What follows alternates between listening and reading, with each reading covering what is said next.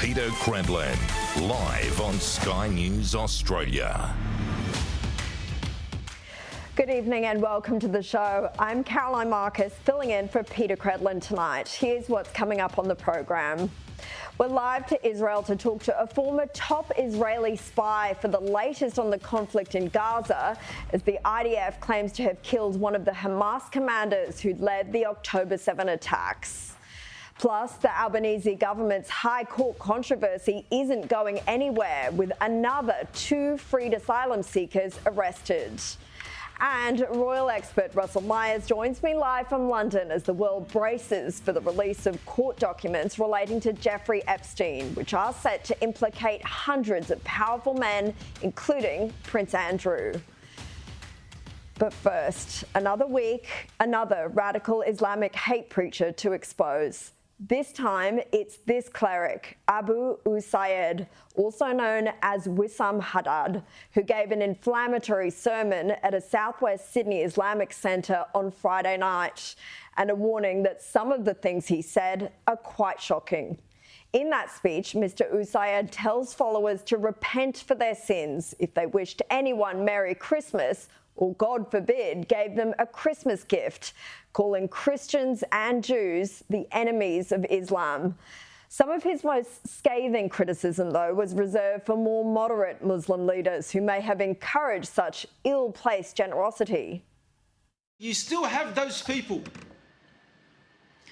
those leeches who live off the ummah, who claim scholarship, who would still tell the people there's nothing wrong with wishing the Christians Merry Christmas. Talk about the Grinch who stole Christmas. Santa, what's Christmas really about? Vengeance!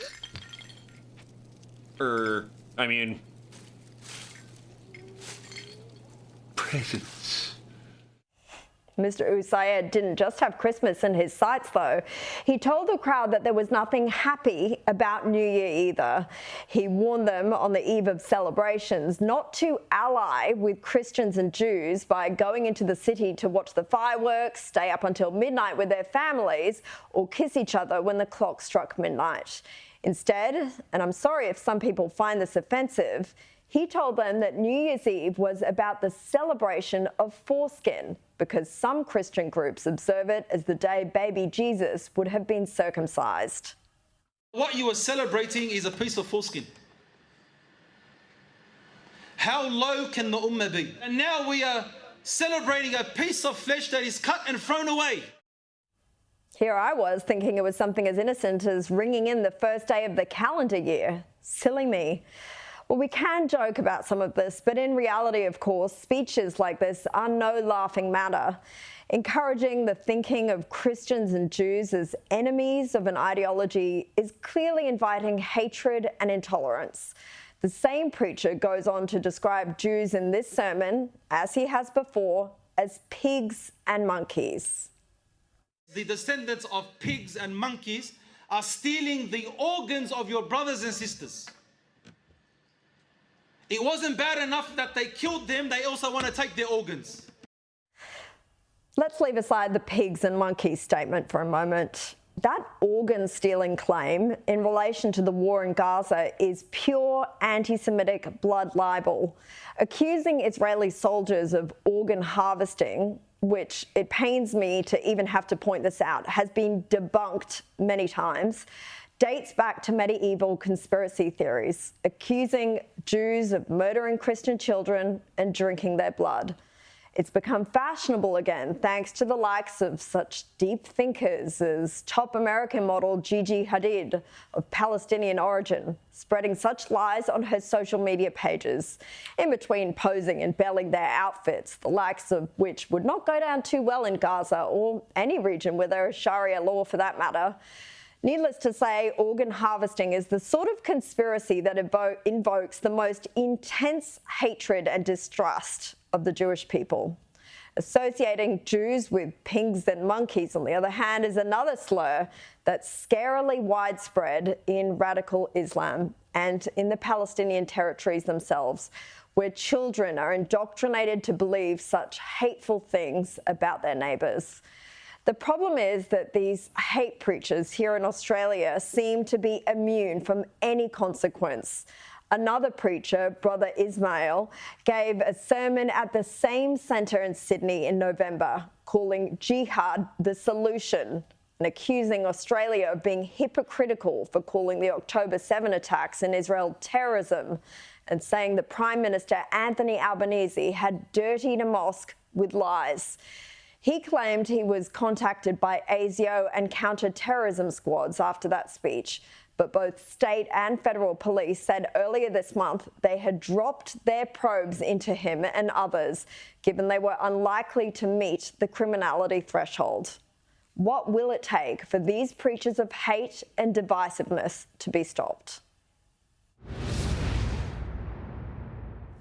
And quickly, in news that has broken this afternoon, 2 more asylum seekers released under a landmark High Court decision have been rearrested over the festive break. Now, that brings the total number of arrests since the court ruled indefinite detention was unlawful to 7. One high-risk detainee is now back behind bars after he was arrested in Sydney over the weekend for allegedly failing to comply with his curfew. He'd already been arrested earlier last month for possession of cannabis. On Christmas Eve, the AFP also arrested a 38-year-old Iranian man in Perth. Now, we've already seen the arrest of a 65-year-old detainee for allegedly indecently assaulting a woman at an Adelaide motel after his release, as well as the arrest of a 33-year-old ex-child exploitation ringleader who has been rearrested on 9 charges, including making contact with a child. The latest arrests promise to keep this issue fresh in the mind of voters, in case the government was hoping we may forget about it while we're busy celebrating Christmas and the New Year. Horrible non-believers that we are, according to some hate preachers. It shows the handling of this detention debacle is not getting any better for Anthony Albanese. An Australian man has been killed in Gaza while fighting with the Israeli Defence Force. Reserves Captain Lior Sivan was a 32-year-old who was serving as a tank commander when he was killed in fighting on December 19. His death has been reported today. He is the first Australian to be killed while fighting for Israel against Hamas in Gaza. Mr. Sivan was born in Melbourne but reportedly moved to Israel with his family when he was a child. He has a 2-year-old son and his wife was due to give birth to their first daughter next week. Joining me now is the co-CEO of the Executive Council of Australian Jewry, Peter Wertheim. Peter, thank you so much for your time today. This is tragic news. Mr. Sivan is certainly not the first IDF soldier to die in this conflict, but this really hits home. How is the Jewish community taking it? Well, Caroline, we're feeling both immense sadness, but also great pride. The sadness is because he was a young husband and his wife, as you pointed out, is shortly expecting another baby. By all accounts, he was highly popular. He had the better part of his life ahead of him. And yet we're also feeling pride because Lior died in the noblest traditions of the IDF. He was defending those he loved and his adopted country from an unimaginably barbarous, cruel and sadistic enemy. And he sacrificed his own life to save his mates from an ambush. Can I also say that the expression of condolences by the Australian government and the offer of consular assistance to his family was most appropriate and very much appreciated by all of us. I can hear the emotion in your voice. It certainly was really tragic news this morning. I want to take you to another top story reported today, and I know you've had something to say about this, but religious leaders are warning Labor's new religious discrimination bill will fail unless it allows freedom of speech, but also protects against vilification. Now, according to this article in The Australian, Jewish and Muslim leaders want to see how the bill will shield their communities from hate speech as domestic tensions over the Israel-Hamas war grows. Peter, as I said, I know you've spoken out a bit about this today and the importance of balancing free speech while stopping hate speech. What would you want to see in this draft bill? Well, I think it's important to remember, Caroline, that this is primarily legislation about discrimination, not about vilification. All the previous iterations of this legislation have focused solely on discrimination, and they haven't had any provisions in there about religious vilification because it was felt that that was just too difficult a topic to handle. And I'll come back to that in a second. But as far as the discrimination aspect of the bill is concerned, I think our concerns are very similar to those of other faith communities. Obviously, we want to see people protected against being discriminated against in shops or in other service situations on the basis of their religion or their perceived religion.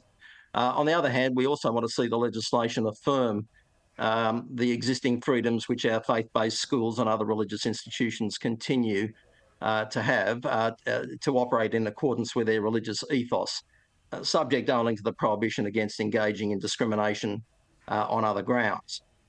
And our other concerns relate to the fact that, like other minority faith communities, our numbers are small, and we need to be able to continue to be free to cater specifically for our community's religious and cultural needs, which cannot be met by institutions in the wider community.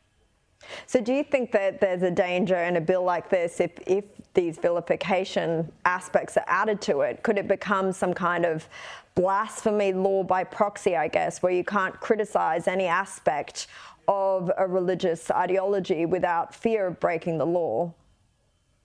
That is certainly a danger. And I want to emphasise that religious belief and religious affiliation are not attributes in the same way that one's parentage or one's ethnic background are personal attributes. You can't change your parentage, you can't change your ethnic background, but people do change their beliefs about all sorts of things during their lifetime, including sometimes about their religious beliefs, because beliefs and ideas are matters of choice. They're not attributes as such. So whilst I do understand the need to protect people from being vilified on the basis of religion, as we just heard with the hate preacher that you were referring to earlier on, it's important that the beliefs themselves and the ideas can always be canvassed and criticised and debated freely, because without that we don't have a free society, and the kind of society that we have is based, in fact, on the Enlightenment values that grew out of, in fact, critiques of religion by science. So we have to be able to preserve that freedom at the same time. And it's not a simple thing to do. I mean, those people who are proponents of religious vilification laws will tell you there's a distinction between vilifying people on the basis of their religion and being critical of the beliefs themselves.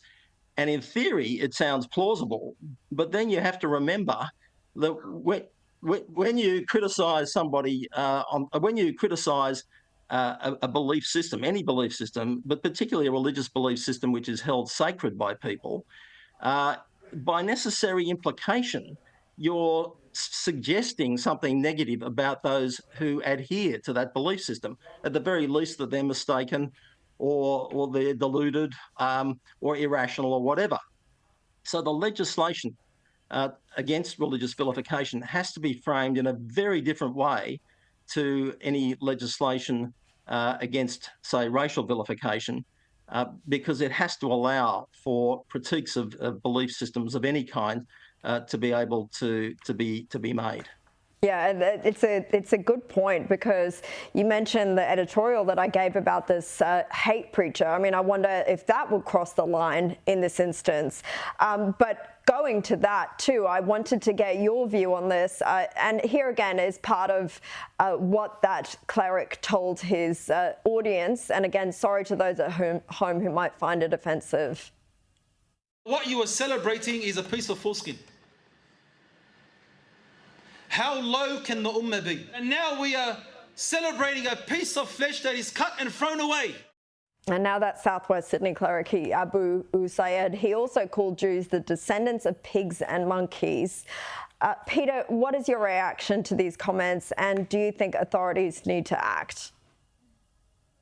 Well, certainly need to act, and I'm afraid that the absence of any action so far, I mean, we've had, the situation at the Sydney Opera House with people yelling to gas the Jews and so on, that elicited no action. And then we have this sort of these continual acts of hate preaching by this particular individual and by others. And it's only going to get worse if you allow this sort of thing to happen. And it's very common, I should add, in many parts of the Middle East. Very unusual, if you like to say. But once you allow that route, the divisive impact that it has cannot be undone so easily. And people become more and more emboldened to say worse and worse things and ultimately to incite violence. So it's bad enough that we have this sort of hate preaching going on already.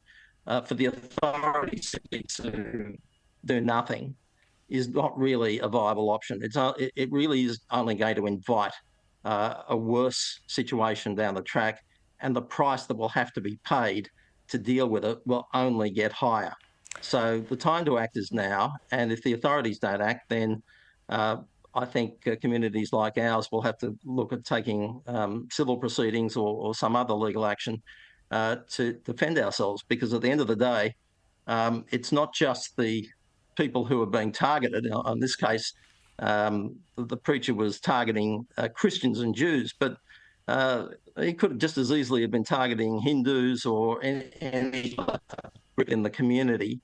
And the cost to the community in terms of social divisions and in terms of the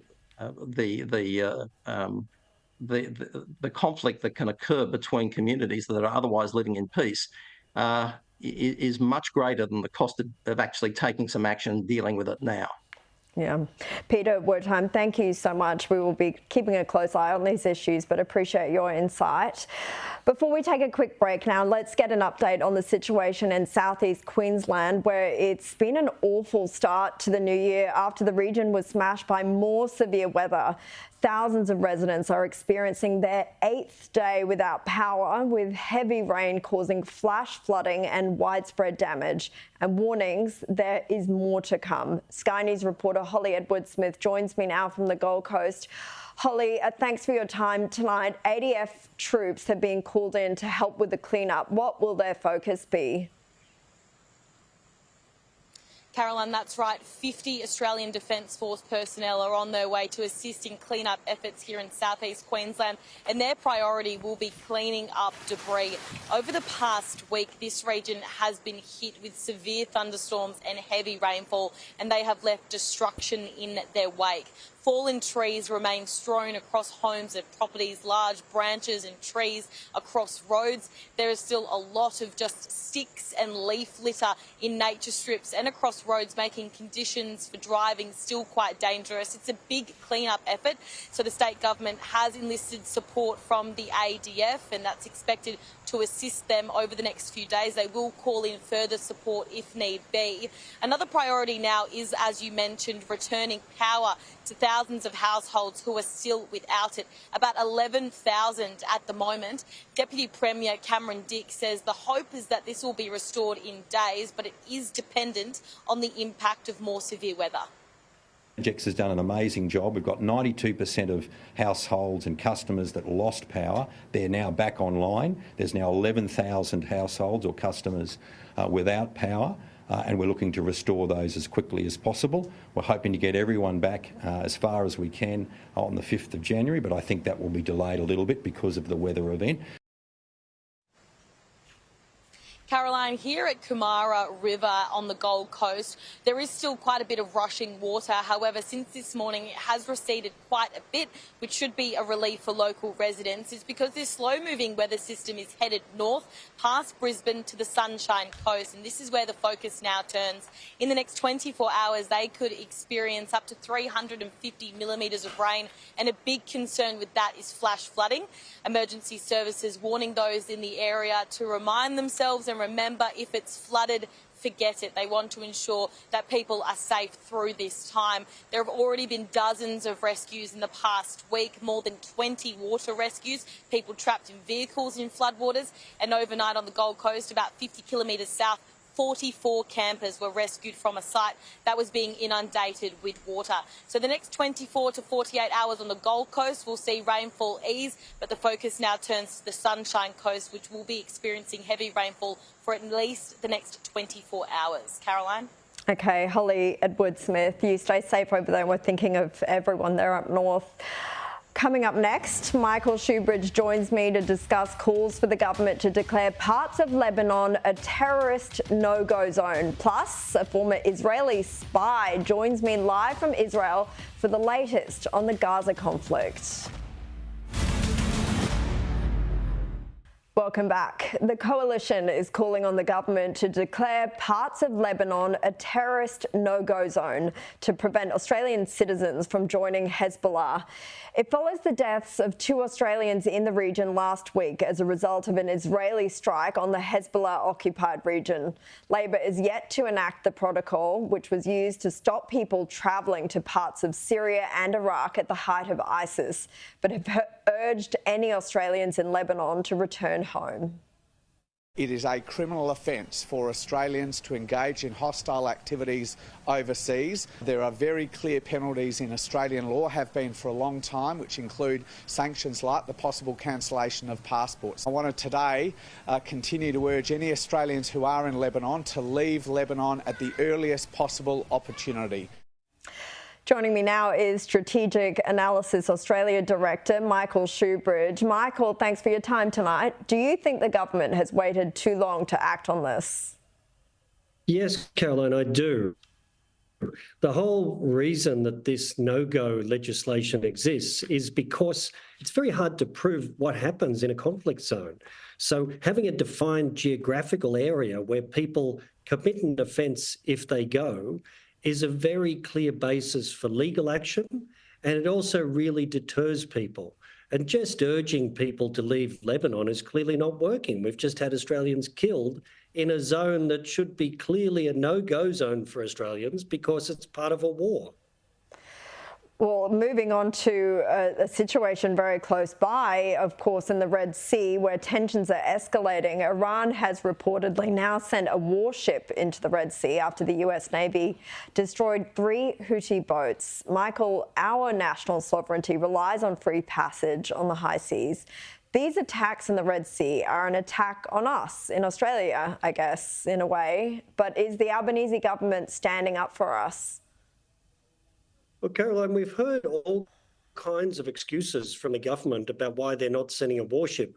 Apparently the request was at too junior a level in the US system. I think that's nonsense. It was the commander of the US Fifth Fleet, an extremely senior person. We know Defence Secretary Lloyd Austin was in touch with countries, and I'd be shocked if he didn't talk to Australia. They want an Australian naval contribution. That trade is really important to our economy, but the government doesn't want to admit they don't have a suitable ship to send.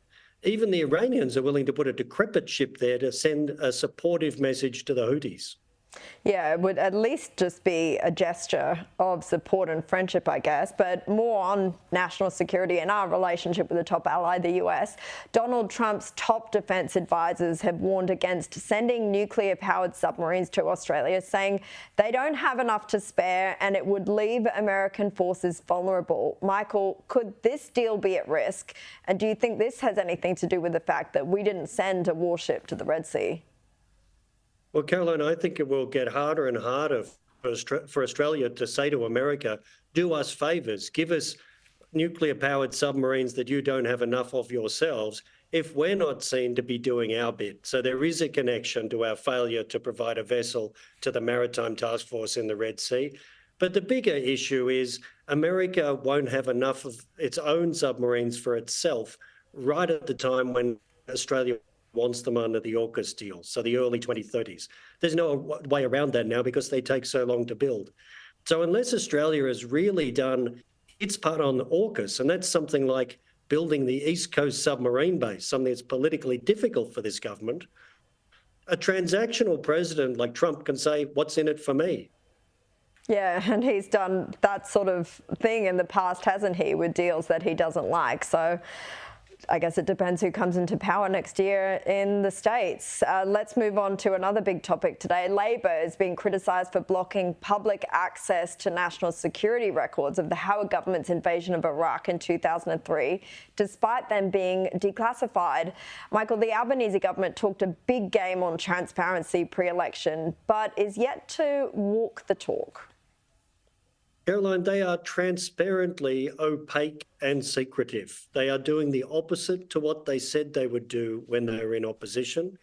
And they're trying to say this is all the Morrison government's fault for something they didn't do in 2020.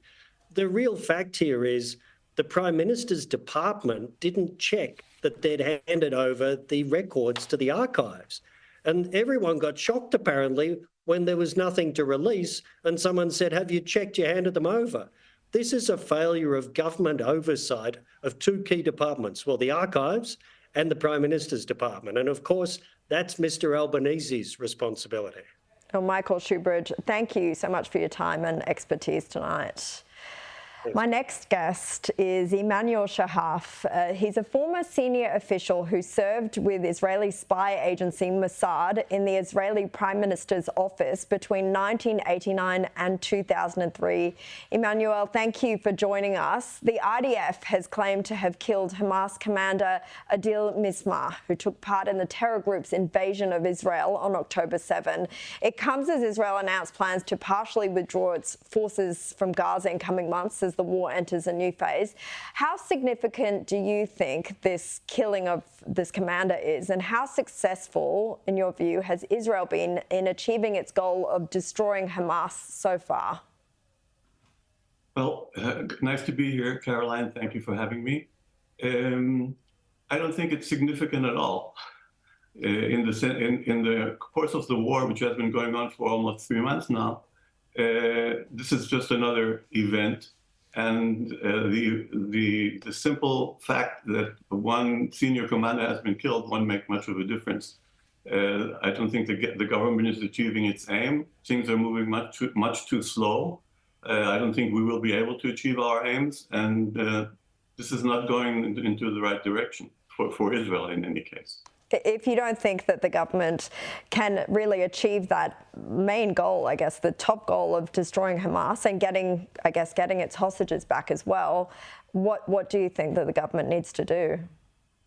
Well, it has to declare victory at one stage and count its losses and try to do the best of the situation by negotiating a reasonable hostage deal.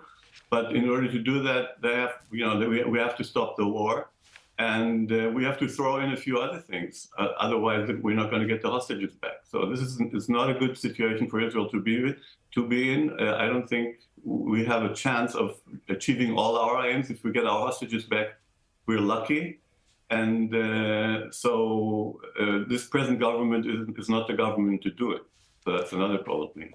I will come back to more of your criticism of the government in Israel, but I want to ask you, with your vast intelligence experience, how do you think Israel was blindsided so badly by that attack on October 7? Was it a case, as has been reported, that they were too dismissive of intelligence that Hamas had been planning this attack? It's usually one of these things where you say it's all of these. It's a combination of a lot of factors. Being dismissive is one, definitely our arrogance looking at Hamas as a minor terror group or not capable of doing what they did and what they even said they would do. That was the main issue, I think. We've done things like that before. In 1973, we were dismissive of Egyptian efforts to attack us, and we suffered greatly at that time. And the same thing happened this time around. And it's basically a strategic victory for the other side. They got what they wanted, and we now are having to pick up after and try to save it by getting to some kind of arrangement which will be reasonable for us and reasonable for the situation in the region. But that's very, very difficult. So we're in deep trouble. Yeah, it was an extremely high price to pay. Just in terms of the reports about this conflict, we've seen a lot of focus on the death toll coming out of Gaza from the Hamas-run Ministry of Health, which is currently claiming 21,000 deaths, but it doesn't identify how many of those are combatants. Two Australian academics have today argued forensically why that data is an unreliable indicator. Now, that's perhaps not all that surprising when you consider it's coming from a terrorist organisation that has lied about other things in this conflict, like hospital bombings. But how do you view the information that is being put out about that death toll, and in particular the toll on civilians, with your experience in intelligence? Judging by historical evidence, meaning the previous engagements with Hamas and the death tolls at that time, the numbers are pretty much accurate. The distribution, how many of them are Hamas and how many are civilians, is estimated to be right now by Israeli experts to be about 30%, so 60 to 70% are civilians. Okay, so those numbers are accurate and are pretty accurate and have been in the past. Okay, even though it's Hamas-run agency, the death tolls are by and large accurate, with small changes here and there. Okay, that's interesting you say that, because some of the figures in this particular report, which you may not have seen, pointed out some of surprising inflations of, for example, child victims. Well, very tragic. Wasn't clear how those figures were being reached. Sometimes they might double in a day, but the Ministry of Health, the Hamas-run Ministry of Health, wasn't explaining how they had suddenly doubled. But it is interesting to hear someone from Israel say that they are accurate. They're pretty accurate. Historically, in the end, they turned out to be pretty much to what actually happened. It can be in the middle of the fighting. It can be that here and there is some inflation or some discrepancies or some wrong numbers. But when it all adds up at the end of the month, those are the numbers, sadly enough. Okay, well, and that's putting a lot of pressure on Israel, of course. Of course. I mean, they are horrific numbers to be coming out of Gaza. Now, you have been, as I said before, a fairly fierce critic of the current leadership in Israel. You wrote in a piece last month, surprised that so many Palestinians support what happened on October 7? Well, I hope our miserable government has taken notice. If anyone thinks we can continue running the show the way we did, he or she better take notice. What did you mean by that, and what do you think needs to happen in Gaza once this war is over?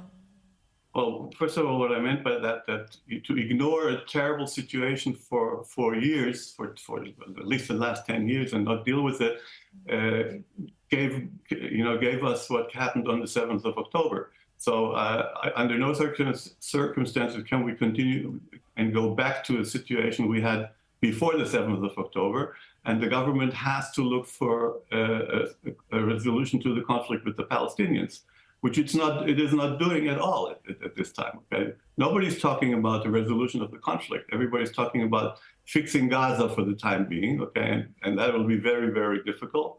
It will have to be a combination of an Israeli effort, an international effort, an Arab effort, a UN effort. Everybody has to chip in. But in the end, the responsibility will be ours, because we will be the occupying power, no matter what. If we were before and we are now. And I don't think the Israeli government realizes that. We're stuck with this. We have to resolve it in a reasonable way. It's very difficult right now to see a reasonable way. They're talking about splitting it up for the Hamulot into some kind of provinces in Gaza, which are handed out to different clans, different Bedouin clans who would be running the show, but I can't see that materializing anytime soon. Definitely not as long as the war is going on, and nobody's said it'll wind down. Well, Emmanuel Shahaf, it's been really interesting to speak to you. Thank you so much for your time tonight and your insights. Up next, it's a new year, but Labor's High Court controversy isn't going anywhere, as another 2 freed asylum seekers are back behind bars. Plus, I'll ask my panel what they think Anthony Albanese's New Year's resolution should be. That's after the break. Welcome back to the program. Now, 2 more of the asylum seekers who were released from detention following that landmark High Court decision have been arrested by the AFP, bringing the total number of arrests since that ruling to at least 7. Joining me now is Sky News contributors Joe Hildebrand and James Bolt. Thank you both so much for your time. Merry Christmas. Happy Christmas. Happy New Year. How are you? The rest of it very well. Happy Hanukkah as well. Oh, thank you for saying that. I don't mind. You can wish me Merry Christmas. I'm not a hate preacher who'll tell you that you're I like your style. I like your style. Now, Joe, the government was no doubt hoping that this issue about the detainees would disappear over the festive period, but that's not the case now. I think instead of disappearing, it's just really drip-fed as one after the other gets. I remember when this happened, I thought, oh my God, as soon as the first arrest happens, or indeed, I naively thought, if there is an arrest of any of these released detainees, then it's all over Red Rover. And of course, be careful what you don't wish for because you get it in spades. So I do think there is a difference between being arrested for alleged reoffending, especially if it's alleged reoffending in the same vein that you were locked up for in the first place. And there was one case that was particularly disturbing. I'm not that troubled by the bloke who happened to have a couple of grams of ganja on him, even though it's against the law and he shouldn't be doing it. That same bloke, though, was the one that broke a curfew. So he has that's right. So that's right. And then there is the other issue. And clearly this is a man who is allegedly, not unfamiliar with the law. Yeah. But I do think there is perhaps an issue with, perhaps a difference between breaking curfew. We know that in some cases immigration officials didn't even tell these guys that they had to be monitored before they let them go. So true. Imagine that. Yeah. So I think breaching the curfew I'm not that worried about, but certainly those who are those more serious offences, which I don't want to go into at this time of year, anything that looks like putting the public at risk because of this release will be catastrophic for the government. Yeah, and what do you think about that, James? This is going to be an issue going into the new year. Yeah. I just think, even if the alleged stuff isn't as bad as some of the other ones we've heard about, I still think the whole idea of, these detainees keep getting arrested, it's something that's going to play on the public's mind. You just think about national security and borders. Are the government in control of who's coming to the country and what they do when they get here? Has been an election swinging issue for 2 decades now. And this is obviously they thought they left in 2023. It's immediately in 2024. The stories are going to pop up again in the news as these court cases develop.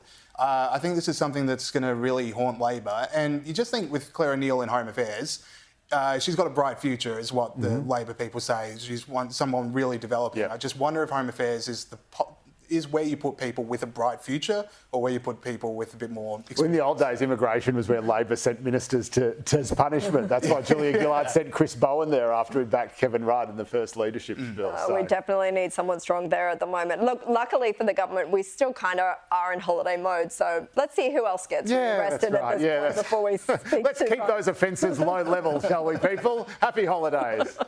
Now, Anthony Albanese has praised cricketer Usman Khawaja's so-called peace stance during a New Year's Day reception at Kirribilli House. I do want to acknowledge lastly as well your opening partner, Usman Khawaja, for the courage that he has shown in standing up for human values is what he has done, and it has shown courage in the fact that the team has backed him in as well. Now, the opening batsman was sanctioned during the Perth Test for wearing a black armband that wasn't approved by the governing body and has been banned from displaying a dove sticker on his bat. However, Cricket Australia says it will allow him to use the symbol if he plays in the BBL this summer. James, no bigger endorsement than the Prime Minister himself. What do you make of this praise? I think if I'm Usman Khawaja, I'm telling Albanese, you're not helping. With Albanese's track record on social issues, we're going to somehow lose the Pakistan series on a technicality. I think that's what we're up against. But for Usman Khawaja, I also think there's an element of, if this means so much to you, do it. I just think you've done the black armband. Under ICC regulations, even if he does it 4 times in 12 months, these little protests, it's still only the fine of a 75% of a match fee. He doesn't get suspended. Cricket Australia doesn't lose points in the cricket standings and stuff. So if that's the punishment and it means this much to you, go out tomorrow with a dove sticker. And if there is a fine, you'd think Australian cricketers are doing so well they can get Alinta Energy they can tell them to get stuffed. You would have thought other cricketers could rally around and help Usman Khawaja pay a fine if they're his teammates and if they're supporting him on this journey. I don't understand why Usman just doesn't do it.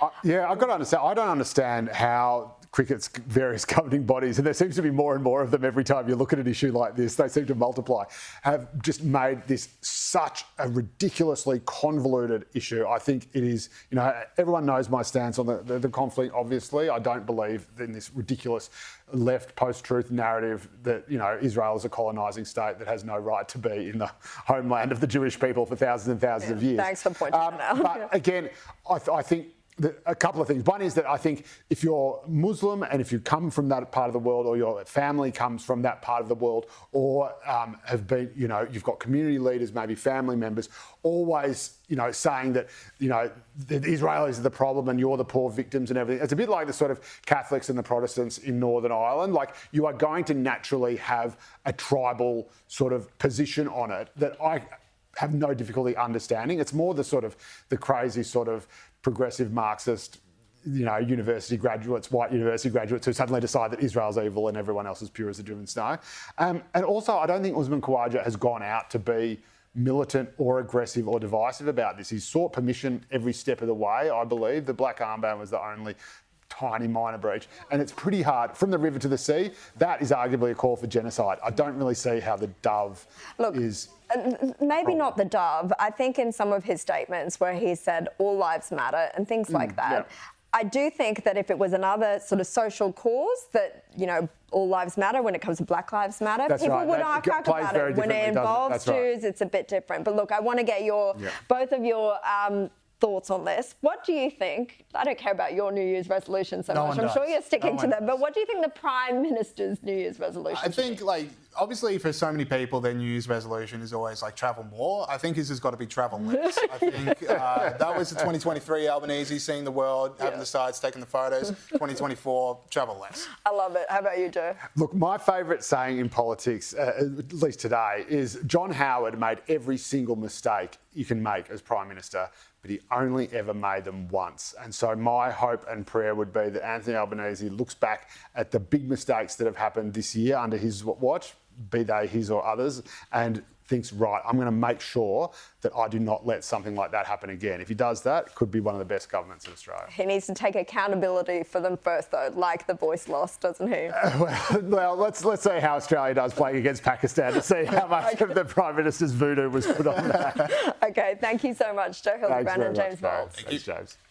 All right, next after the break, Royal Editor Russell Myers joins me live from London as Prince Andrew prepares to be named in explosive court documents related to the late Jeffrey Epstein. Plus, what we can expect when Australia's Princess Mary becomes the Queen of Denmark. Don't go anywhere.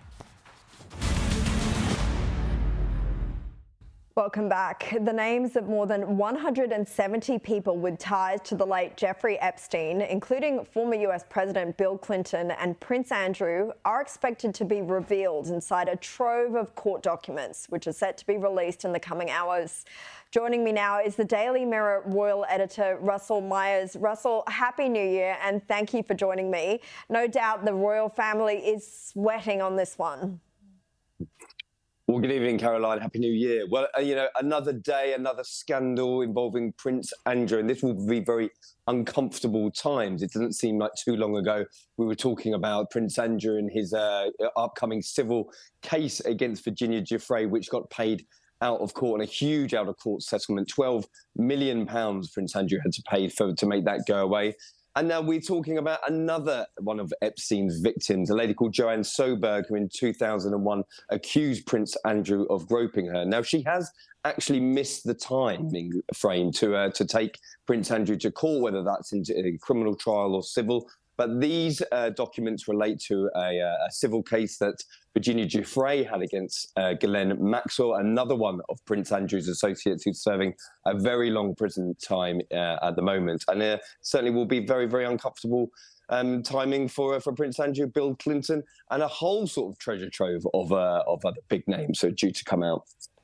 Well, it will certainly be interesting reading, and we'll make sure that we keep across that. And probably much happier, lighter news. Australian-born Princess Mary is set to become Queen of Denmark after the shock abdication of the world's longest-serving monarch, Queen Margaret, after 52 years on the throne. Now, this news seems to have come out of nowhere, but there is some speculation that it's happened to cover up a recent cheating scandal surrounding Prince Frederick. Do you think there's any truth to that?